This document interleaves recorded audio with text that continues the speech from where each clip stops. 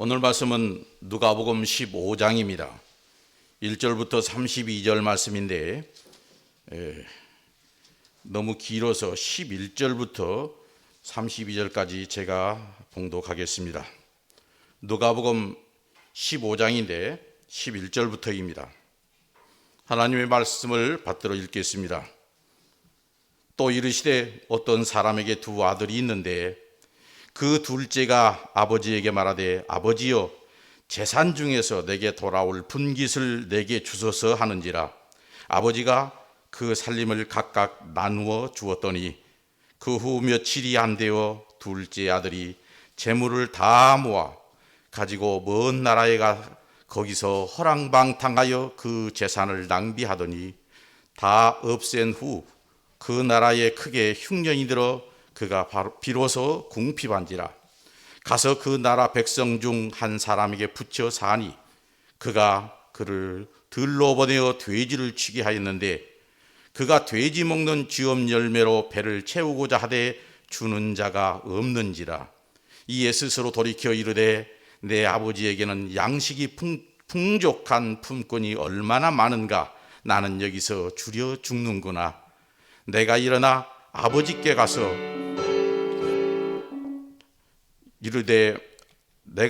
아버지께 가서 이르기를 아버지 내가 하늘과 아버지께 죄를 지었사오니 지금부터는 아버지의 아들이라 일컬음을 감당하지 못하겠나이다. 나를 품꾼의 하나로 보소서 하리라 하고 이에 일어나서 아버지께로 돌아가니라. 아직도 거리가 먼데 아버지가 그를 보고 측은히 여겨 달려가 목을 안고 입을 맞추니 아들이 이르되 아버지 내가 하늘과 아버지께 죄를 지었사오니 지금부터는 아버지의 아들이라 일컬음을 감당하지 못하겠나이다 하나 아버지는 종들에게 이르되 제일 좋은 옷을 내어다가 입히고 손에 가락지를 끼우고 발에 신을 신기라. 그리고 살진 송아지를 끌어다가 잡으라. 우리가 먹고 즐기자. 이 내 아들은 죽었다가 다시 살아났으며 내가 잃었다가 다시 얻었노라 하니 그들이 즐거워하더라. 맏아들은 밭에 있다가 돌아와 집에 가까이 왔을 때에 풍악과 춤추는 소리를 듣고 한 종을 불러 이 무슨 일인가 물은데 대답하되 당신의 동생이 돌아왔음에 당신의 아버지가 건강한 그를 다시 맞아들이게 됨으로 인하여 살진 송아지를 잡았나이다 하니 그가 노하여 들어가고자 하지 아니하거늘 아버지가 나와서 구원한대 아버지께 대답하여 이르되 내가 여러 해 아버지를 섬겨 명을 어김이 없거늘 내게는 염소 새끼라도 주어 나와 내 벗으로 즐기게 하신 일이 없더니 아버지의 살림을 장녀들과 함께 삼켜버린 이 아들이 돌아오매 이를 위하여 살진 송아지를 잡으셨나이다. 아버지가 이르되 예 너는 항상 나와 함께 있으니 내 것이 다 네 것이로되 이 네 동생은 죽었다가 살아났으며 내가 잃었다가 얻었기로 우리가 즐거워하고 기뻐하는 것이 마땅하다 하니라. 아멘. 기도하겠습니다. 사랑과 긍휼이 풍성하신 아버지 하나님, 아들로 말미암아 죄인인 저희를 주님의 상으로 불러주시니 감사합니다. 죄와 허물로 죽었던 저희를 그리스도 예수와 함께 살리셔서 살아계신 하나님을 아버지라 부르게 하셨사오니 감사드립니다. 이 시간에는 구원의 은혜를 입은 자녀들이 아버지의 말씀을 듣기 원합니다. 우리의 고정관념 선입견을 내려놓고 주님의 음성을 듣게 하여 주옵소서. 말씀을 통하여 우리를 사랑하신 하나님의 사랑을 풍성히 깨달아 알게 하시고 흔들리는 믿음을 견고하게 하시어 주님의 마지막 명령인 사랑의 계명을 충성스럽게 감당하는 저희 모두가 되도록 성령 하나님께서 도와주시옵소서. 예수님의 이름으로 기도합니다. 아멘.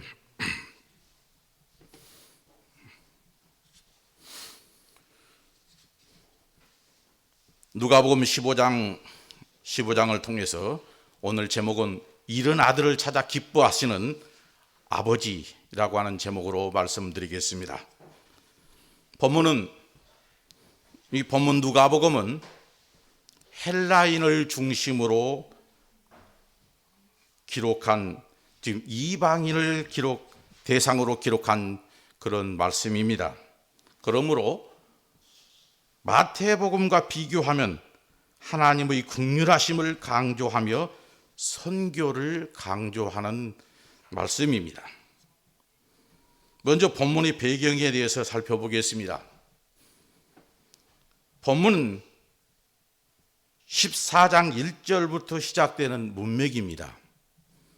우리가 성경을 보실 때에 누가복음 15장이지만 문맥은 14장부터 시작됐다는 말씀입니다. 예수께서 안식일에 한 바리새인 지도자 집에 초대를 받아 음식을 잡수시려 할 때에 다른 바리새인들이 예수님의 오류를 잡으려고 엿보고 있습니다. 왜냐하면 예수님 앞에 수종병 등, 즉 수종병이 무엇인가 하면 온 몸이 붓는 병입니다. 이러한 병자가 있었는데 그날이 마침 안식일이었기 때문입니다. 예수께서는 안식일임에도 병을 고치시며 죄인을 구원하시는 일이 시급함을 보여주셨습니다. 14장 7절부터는 자기를 높이는 자가 되지 말고 자기를 낮추는 자가 되라라고 말씀하십니다. 그리고 잔치를 베풀려거든 가난한 자들을 위해서 베풀라라고 말씀하십니다. 이어서 예수께서는 큰 잔치 비유를 말씀하십니다. 어떤 주인이 큰 잔치를 베풀고 종에게 명하여 많은 사람을 초청하도록 했습니다. 그러나 사람들이 이런저런 이유를 대면서 거절합니다. 주인은 다시 병들고 가난한 자들을 초청해서 처음 초청받은 자들은 잔치를 맛보지 못할 것임을 말씀합니다. 25절부터는 많은 사람이 예수님을 따라오자 그들에게 말씀하시기를 누구든지 예수님의 제자가 되려면 자기의 소유를 버려야 한다라고 말씀하십니다. 그리고 이어서 이제 누가복음 15장 오늘 본문의 내용이 있습니다. 이 누가복음 15장에서는 세 가지 비유를 말씀하십니다. 첫째는 잃은 양을 찾는 목자의 비유입니다. 두 번째는 잃은 드라크마를 찾은 여인의 비유입니다. 세 번째는 잃은 아들을 찾은 아버지 비유입니다.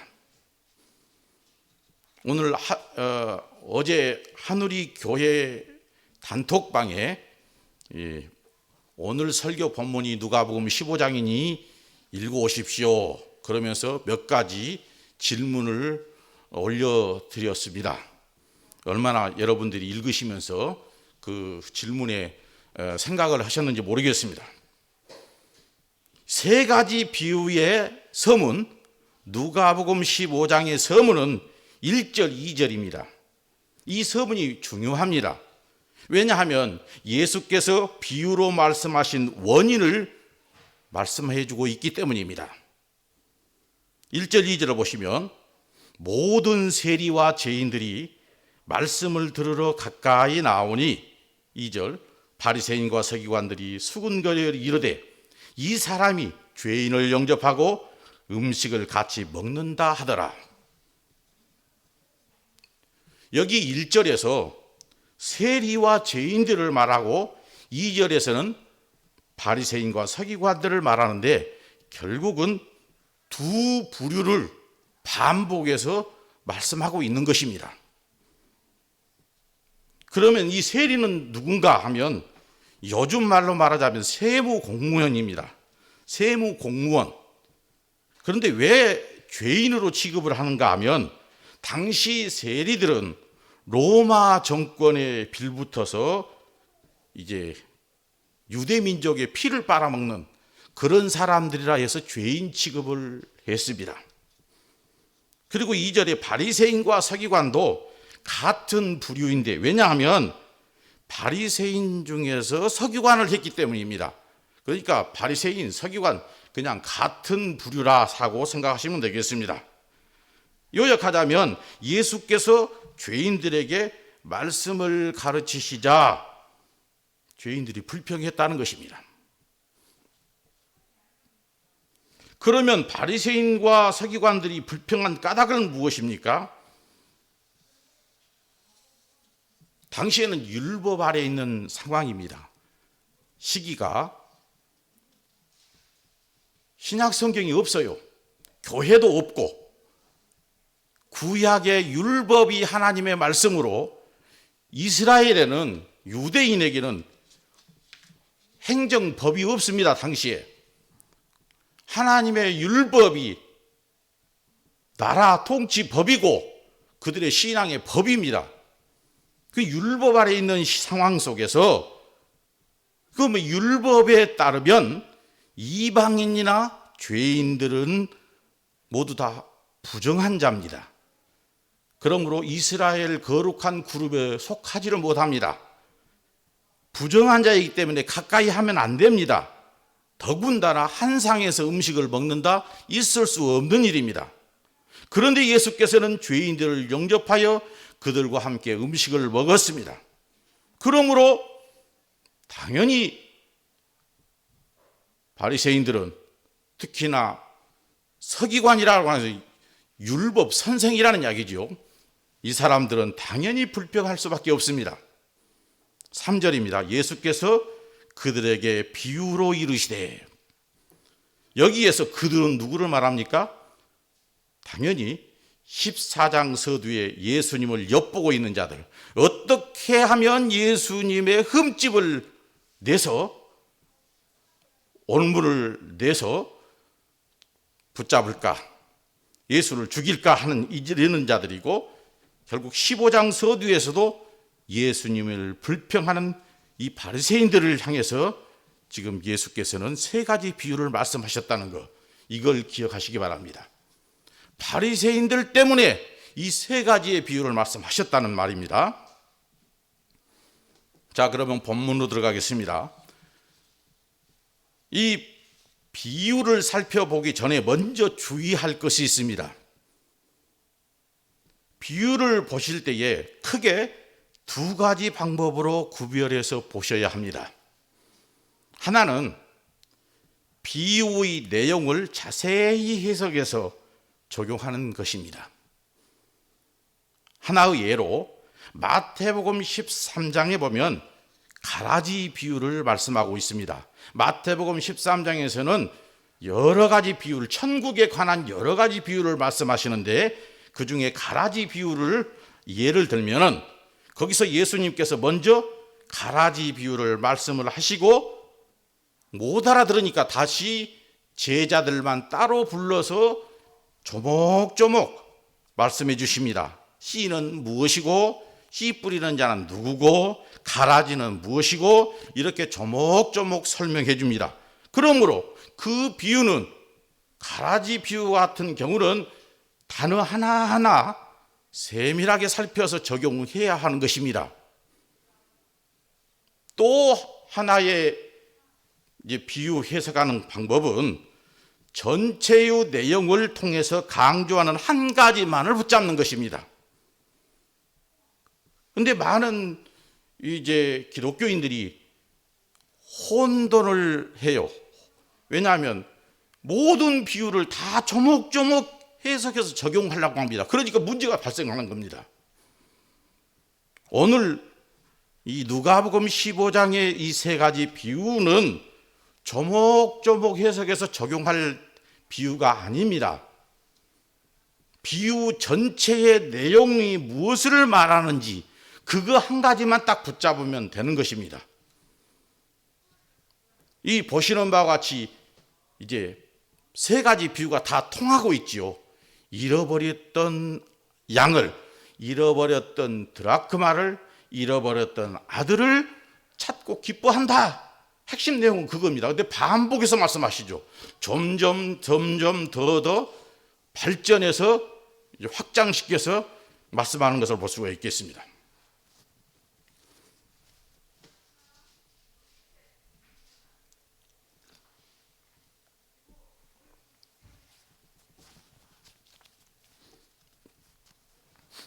첫 번째 이제 4절부터 7절 이런 양의 비유입니다. 내용을 간단하게 설명하자면 어떤 목자에게 양 100마리가 있었습니다. 그런데 그 중에 한 마리를 잃어버렸습니다. 목자는 99마리의 양을 들에 두고 잃어버린 양 한 마리를 찾고 찾아서 헤맸습니다. 그래서 결국 찾았습니다. 양을 찾은 목자는 집에 돌아와 친구와 이웃을 불러 큰 잔치를 베풀고 기뻐했습니다. 앞에서 설명드렸지만은 이 비유를 조목조목 적용하면 안 되는 이유가 뭐냐면 현실적으로 맞지 않습니다. 자, 목자가 양을 잃어버리면 당연히 찾으려 하겠지요. 잃어버렸으니까. 그러나 양을 찾는 데 있어서 100마리 중에 한 마리를 잃어버렸어요. 그럼 99마리가 남았습니다. 99마리의 양을 들에 그대로 두고 이런 양 한 마리를 찾기 위해서 돌아다닌다? 이것이 상식적으로 맞는 이야기입니까? 안 맞죠. 왜 목자가 필요합니까?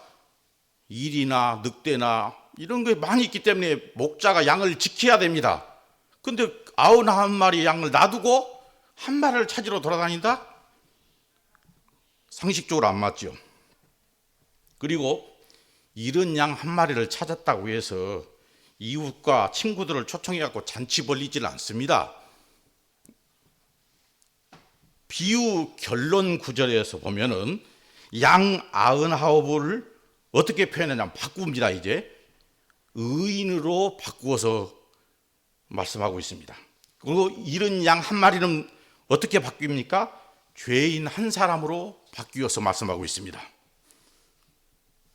그리고 이런 양 찾은 것을 회개라는 말로 바꾸어 가서 하늘에서는 죄인 한 사람이 회개하면 큰 기쁨이라고 말씀합니다. 이런 양이 어떻게 회개합니까? 현실적으로 맞지 않는 비유이죠. 그러므로 비유를 말씀하게 된 동기, 그 대상을 기억하고 이 비유를 보면 잘 풀어집니다. 그래서 서문이 중요한 것입니다. 왜 지금 이 잃은 양의 비유를, 잃은 드라크마의 비유를 말씀하셨는지 원인, 그리고 그 대상이 누군가 이미 말씀을 드렸습니다.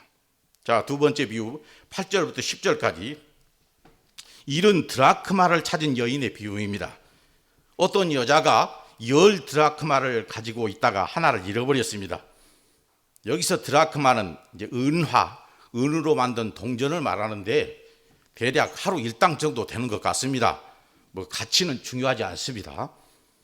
여인은 잃어버린 드라크마를 찾기 위해서 등불을 켜고 집을 쓸고 부지런히 찾았습니다. 여기서도 확대 해석하고 적용하면 안 됩니다. 등불은 무엇이고 또 빗자루는 무엇이고 쓸고 닦는 것은 무엇이고 그거 지금 거기다 적용할 부분이 아닙니다. 그래서 문맥이 중요한 겁니다.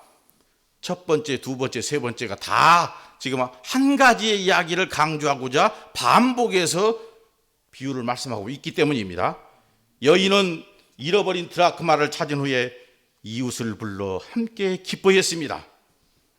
잃어버린 양의 비유와 같지요.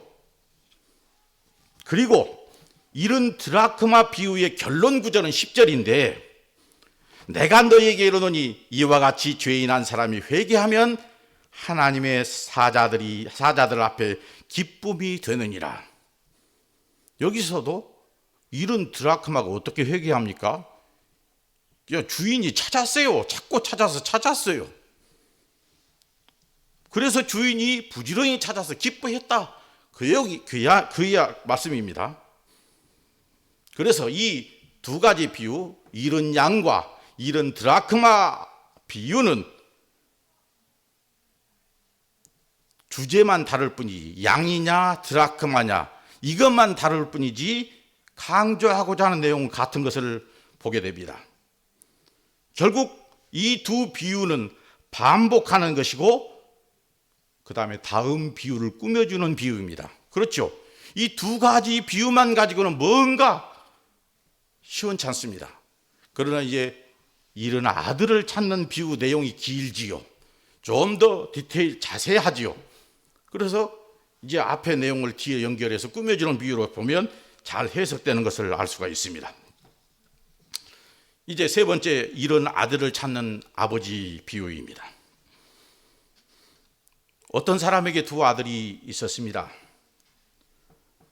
어느 날 둘째가 아버지에게 자기의 분깃을 달라고 요구합니다. 유산을 미리서 좀 땡겨주세요. 여기서 왜 그랬는지 꼬치꼬치 따질 필요가 없습니다. 비유는 어디까지나 비유입니다. 지금 말하고자 하는 것을 좀 더 풍성하게 설명하기 위해서 비유를 만들어서 예수님께서 하시는 것이지요. 그래서 둘째가 이제 자기의 유산을 받아서 먼 나라에 가서 허랑방탕해서 다 써버리고 이제 거지가 되었습니다. 심지어 배가 줄이는데 돼지가 먹는 것을 훔쳐 먹었어요. 근데 그것도 부족해서 아버지께로 돌아갑니다. 집을 떠난 아들을 기다리고 있던 아버지는 달려가서 맞이합니다. 20절의 아버지의 모습을 잘 말씀해 주고 있습니다. 아직도 거리가 먼데 아버지가 그를 보고 측은히 여겨 달려가 목을 안고 입을 맞추니, 요즘같이 전화가 있는 시대도 아니죠, 시기가. 그러므로 집을 나간 아들이 어느 날 어느 때에 올지 압니까? 모르지요. 소식도 모르고 언제 올지 모르는데 아버지는 기다리고 있었습니다. 그래서 아버지 보십시오. 거리가 먼데 알아보고 달려갑니다. 우리 한국 쪽으로 말하면 그냥 신발도 안 신고 벗은 발로 뛰어갑니다. 이 장면을 생각해 보십시오. 아들이 집을 나갈 때와 같았을까요? 달랐을 것입니다. 왜냐하면 거지가 돼서 돌아왔거든요. 돈이 없어서 먹을 것이 없어서, 그러니 뭔 옷을 반듯하게 입었겠습니까? 아무튼 상상을 하건대 그렇습니다. 그런데도 불구하고 아버지는 멀리서 보고, 가까이서 보고 확인한 게 아니고 멀리서 보고 아들을 알아보았습니다. 그리고 달려가 입을 맞춥니다. 몸에서 냄새도 났을 것입니다. 그런데 상관하지 않습니다. 무엇을 말합니까? 집을 나간 아들이 돌아오기를 기다리는 아버지의 모습을 여기서 잘 말씀해 주고 있습니다. 둘째, 집을 나갔다가 돌아온 둘째 아들은 아버지께 고백합니다. 저는 이제 아들이 아닙니다. 죄인입니다. 그러니 품꾼으로 좀 써주세요. 왜? 살기 위해서. 품꾼으로 써준 사람도 없어요. 굶어 죽게 생겼어요. 그런데 아버지야 아들이었으니까, 그러나 지금 아들 자격 없음을 고백합니다. 난 아들이 아닙니다. 제발 품꾼으로라도 써주십시오. 먹을 것을 줄 거 아니냐 이 말이죠. 그러나 아버지는 품꾼으로 쓰지 않습니다. 좋은 옷을 입히고 가락지를 끼고 발에 신을 신기었습니다. 무슨 이야기입니까? 신분 회복을 이야기합니다. 신분을 회복시킨 너는 종이 아니다, 아들이다, 그 말씀입니다. 아버지는 살진 송아지를 잡아다가 큰 잔치를 열며 기뻐하였습니다. 그리고 아버지는 말합니다. 내 아들은 죽었다가 다시 살아났으며 내가 잃었다가 다시 얻었노라. 이 얼마나 기쁜 일입니까? 죽은 아들이 다시 살아났어요. 이보다 얼마나 기쁜 일이 어디 있겠습니까? 그러니 기뻐합니다. 근데 이제 장면이 바뀝니다. 큰 아들이 짠 하고 나타나죠. 밭에서 일을 하다가 돌아왔습니다. 돌아오니까 집에서 요란합니다. 풍악 소리가 나고 시끌짝짝합니다. 종에게 물어봅니다. 이게 무슨 일이냐? 한 종을 불러서 물어보니까 종이 대답하기를 당신의 동생이 돌아왔습니다. 그 일로 아버지가 기뻐서 잔치를 열었습니다. 종의 설명을 들은 큰아들은 화가 났습니다. 집에 들어가질 않습니다.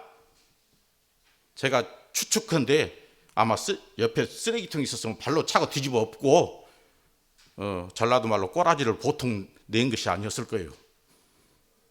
소리를 지르고 안 들어가요. 이 사실을 알게 된 아버지가 밖으로 나와서 큰아들에게 들어가자고 권면합니다. 큰아들은 아버지에게 화를 내며 말하기를, 지금까지 내가 아버지를 섬긴 것이 집을 나간 일도 없고 유산을 탕진한 바도 없고 열심히 일했는데 언제 나를 위해서 염소 새끼 한 마리 잡아준 적이 있습니까?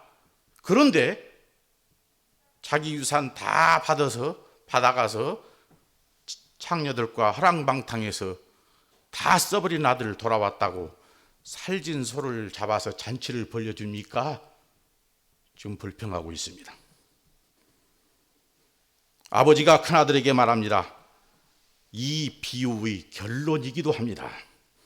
아들아, 큰아들아, 너는 항상 나와 함께 있었고 내가 가진 것들은 모두 다 누구의 것이냐? 네 것 아니냐? 그런데 너의 아우, 동생은 죽었다가 살아났느니라. 잃었다가 다시 찾았느니라. 그러니 즐기며 기뻐하는 것이 마땅하지 않냐? 이렇게 말씀합니다. 세 비유의 공통점을 보십시오. 첫째, 잃어버렸죠. 이게 공통점입니다. 그리고 두 번째는 찾았습니다. 세 번째, 잔치를 열고 기뻐했다. 이 세 가지 공통점입니다. 이 공통점을 보면서 강조점이 무엇인지를 생각하게 되죠. 제가 두 가지 예시를 해보면, 첫째로 죄인이 회개하고 돌아온 것이다. 두 번째로 잃어버린 아들을 찾아 기뻐하는 아버지시다.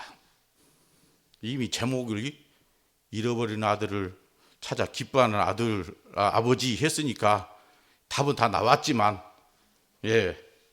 얼마든지 잃은 양과 드라크마 비유에서 회개를 말씀하고 있잖아요.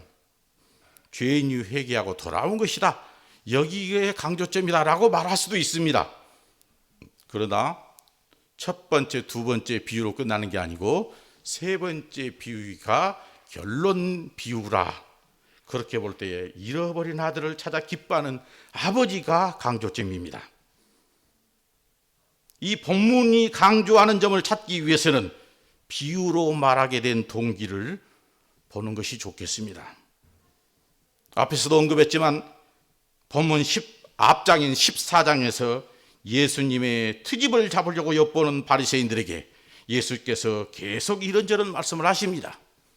그리고 15장의 동기가 1, 2절인데 예수께서 죄인들을 영접하여 같이 식사하는 것을 보고 말씀을 가르치시는 것을 보고 바리새인들이 수군거려 비유로 말씀하신 것입니다.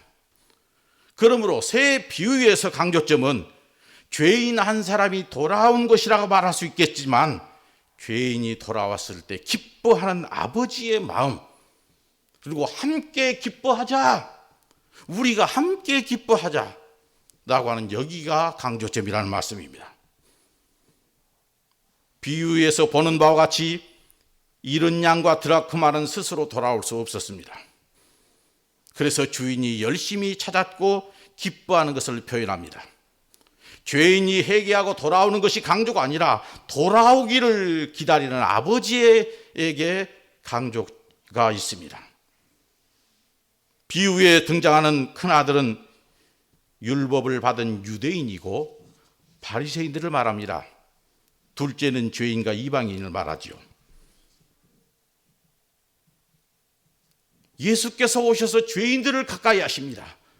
병자들을 가까이 하시고 치료하십니다. 오늘 비유에서 말씀하는 것처럼 그러면 아버지의 마음을 이해한 바리새인들이었더라면 같이 기뻐했을 것입니다. 그런데 큰아들, 큰아들과 같은 모습입니다.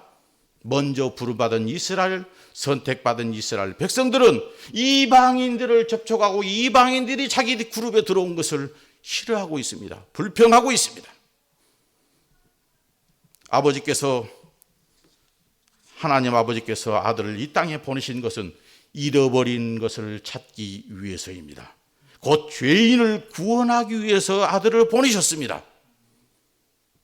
물론 성경에는 유대인의 왕으로 보내심을 받았다라고 마태복음은 계속 강조합니다. 왜? 약속이 그렇게 돼 있기 때문에. 하지만 유대인만을 위해서가 아니라 잃어버린 아들을 위해서, 죄인들을 위해서 예수께서는 이 땅에 오셨다는 말입니다. 물론 율법에 부정한 자를 만지거나 함께하면 부정한 자가 됩니다. 그러므로 죄인들과 한 상에서 음식을 먹는 것은 율법을 어기는 것입니다. 그렇지만 예수께서는 율법을 지켜서 완성하는 것이 아니라 새롭게 하셔서 완성하십니다. 그러므로 율법을 지켜서 구원을 얻지 못한다라고 초대교회의 사도들은 계속 강조하고 있지 않습니까? 율법으로는 의롭다함을 얻을 자가 없다. 그럼 어떻게 해야 되는가? 예수 그리스도를 믿음으로.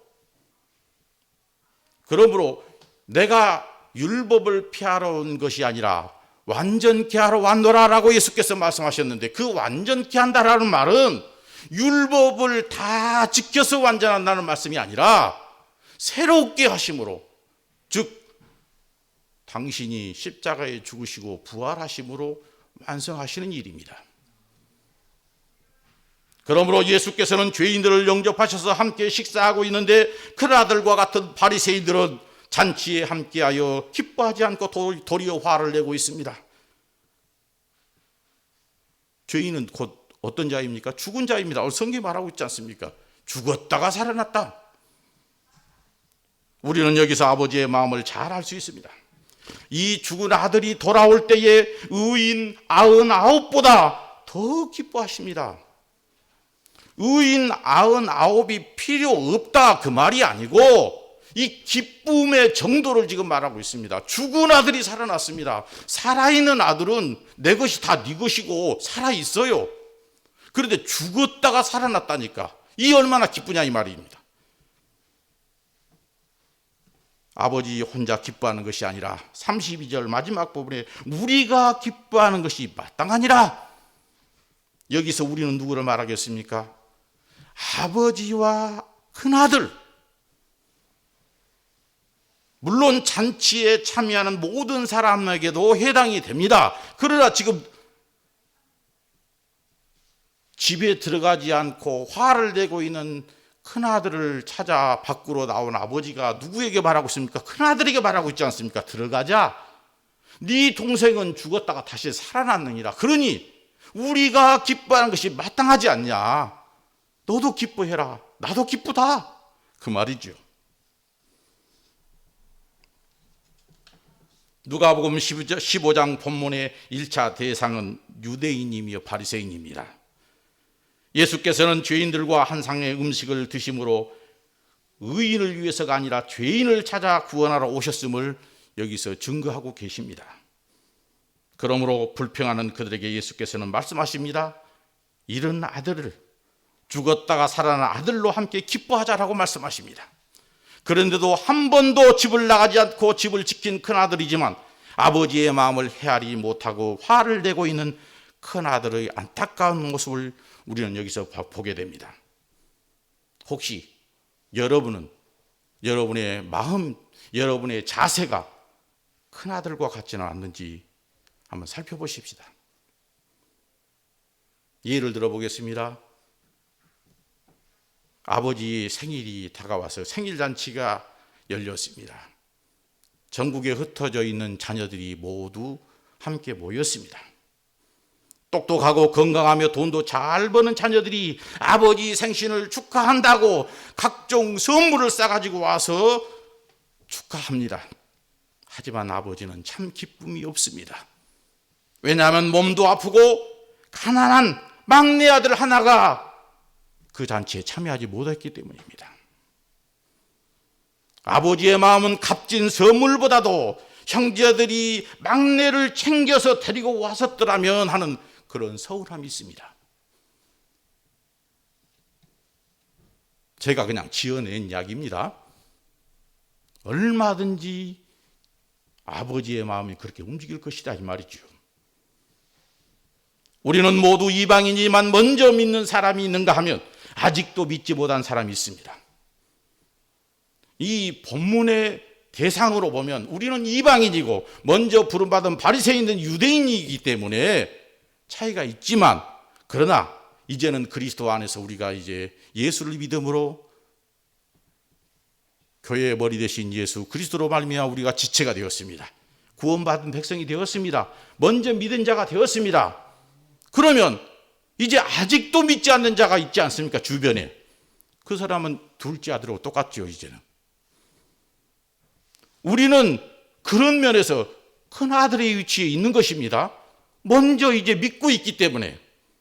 아직도 믿지 못하는 사람들은 둘째와 같은 죽어있는 자입니다. 의인 99보다 71가 돌아오기를 기다리며 돌아왔을 때 기뻐하시는 아버지의 사랑으로 인해서 우리가 구원받은 자의 반열에 서 있습니다. 그 아버지의 사랑이 계속 있어 왔기 때문에 우리도 이방인이지만 구원받은 자의 반열에 서 있는 것입니다.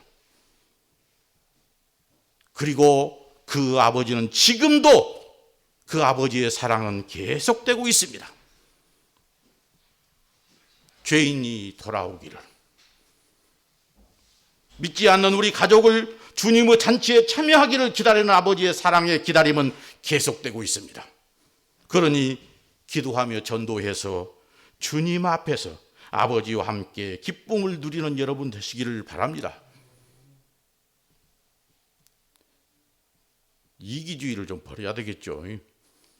교회가 전국적으로 많이 있지 않습니까? 물론 총체적으로 보면 하나의 교회이지만 지 교회가 각각 흩어져 있죠. 어떻게 우리 여수 한우리 교회로만 오라고 해야 됩니까? 안 되지 않습니까? 지 교회는 다를지라도 우리가 믿는 하나님, 우리의 왕이신 예수님, 그 예수님을 온 친족이 믿고 영접해서 멀리 떨어져 있지만 함께 기뻐하는 잔치에 참여하는 그런 일이 있기를 위해서 여러분이 기도하시고 전도하시라는 말씀입니다. 이런저런 일로 핑계하지 말고 주님의 상에 기쁨으로 참여하시고, 그 상이 어떤 상입니까? 주님께서 목숨을 주셔서 베푸신 상입니다. 이것을 받아 먹으라. 내 살과 피를 받아 먹으라. 십자가에 피를 흘리시고 살을 찢기심으로 우리에게 허락하신 그 잔치입니다. 그것을 믿음으로 우리는 이제 날마다 새로운 양식을 먹고 주님의 몸의 부활에 참여하고 있는 것입니다. 이 사실을 우리 가장 가까운 가족들에게 증거해야 되지 않습니까? 죄인 하나가 돌아오기를 기다리며 기뻐하시는 아버지 하나님의 마음을 우리도 소유하십시다. 그러면 우리도 원수를 사랑할 수 있습니다. 조금 불편하다고, 속된 말로 믿지 않는 세계에서는요, 금방 싸우더라도 막걸리 한 잔 마시고, 막걸리 아니면 맥주라도 한 잔 마시면 풀어져요. 그런데 믿음의 세계에서는 안 풀어지네, 믿는다고 하면서. 요즘 젊은이들 가운데 쪽팔리다는 말하면 요즘 하는지 모르겠습니다. 쪽팔리다, 국어사전에 보니까 부끄러워서 체면이 깎이다, 그 말이죠. 쪽팔리니까 고개를 안 드는가 모르겠어요. 아무튼 근데 둘째 아들이 돌아올 때 어떤 생각이었을까요? 쪽팔려 그랬을까요? 자기 체면, 자존심 생각했을까요? 어림도 없는 이야기죠. 만약 그런 생각했다면 아버지께 못 왔을 것입니다. 죄인들을 구원하시기 위하여 발가벗겨져서 십자가에 매달리신 예수님, 그분이 누구십니까? 하나님이십니다. 모든 만물이 그로 말미암아 지은 바 되었다. 창조를 함께 하신 예수 그리스도 그분이십니다. 그런데 그분이 발가벗겨서 침뱉음을 받으며 갖은 모욕을 다 겪으며 십자가에 달리셨습니다. 그때에 예수님도 아이고 창피해, 아이고 쪽팔려 그렇겠습니까? 어림도 없는 이야기입니다. 주님의 마음 부끄러움, 체면, 이것보다는 잃어버린 아들이 돌아오기를, 내가 이렇게 죽지만 너희들이 나를 영접하면 영원히 사는 부활의 생명을 받으리라고 하는 이 기다리는 그런 마음 아니었겠습니까? 사랑하는 성도 여러분, 아직도 주님의 상에 참여하지 못한 그런 가족들, 가까운 이웃들, 사람들, 예수님을 알지 못하고 믿지 못한 사람들을 인도해서 아버지와 함께 기뻐하시는 우리 모두가 되시기를 축복합니다. 기도하겠습니다. 사랑과 긍휼이 풍성하신 아버지 하나님, 오늘 말씀을 통해서 다시 한번 아버지의 마음을 알게 하시오니 감사합니다. 지금 믿고 있는 우리도 본래 죄인이었고 저희가 믿을 때 크게 기뻐하신 아버지를 생각합니다. 죄인이 돌아올 때 기뻐하신 그 사랑으로 저희에게 베풀어 주시니 감사합니다. 우리 모두 아버지의 마음을 깊이 새겨서 서로 사랑하며 긍휼을 실천하게 하옵소서. 그리고 아버지의 상에 저희도 함께 기쁨으로 참여하게 하여 주옵소서. 예수님의 이름으로 기도합니다.